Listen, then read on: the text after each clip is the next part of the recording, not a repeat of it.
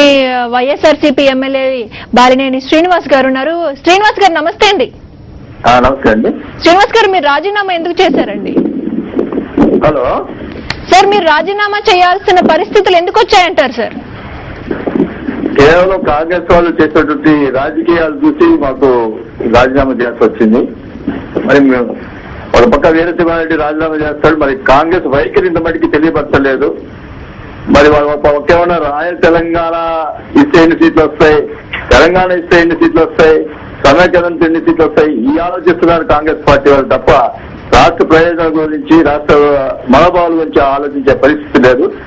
కేవలం దాన్ని వాళ్ళ వైఖరి తెలియపరిచి అందరు కూడా ఆమోదయోగ్యం చేయాలనేది మా కోరిక.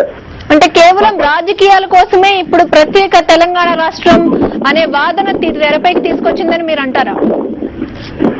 కేవలం అదే ఆలోచనలో ఉన్నారు వాళ్ళు. ఇలాంటి ఇవన్నీ కూడా వాళ్ళ వైఖరి తెలియపరచకుండా వాళ్ళు కేవలం దృష్టి ఎన్ని సీట్లు వస్తాయి, పార్లమెంట్కి ఎన్ని సీట్లు వస్తాయి, మరి కాంగ్రెస్ పార్టీకి ఎలా చేస్తే అనుకూలంగా ఉంటుందని ఆలోచిస్తున్నారు తప్ప రాష్ట్ర ప్రజలు ఆలోచిస్తున్నది మా భావన. అందుకని మేము వాళ్ళు చేసే వాళ్ళ యొక్క వైఖరి వల్ల చేసే వైఖరి వల్ల మేము రిజైన్ చేయడం లేదు. శ్రీనివాస్ గారు, అంటే మీరు కాంగ్రెస్ పార్టీని ముఖ్యంగా ఏం డిమాండ్ చేస్తున్నారు?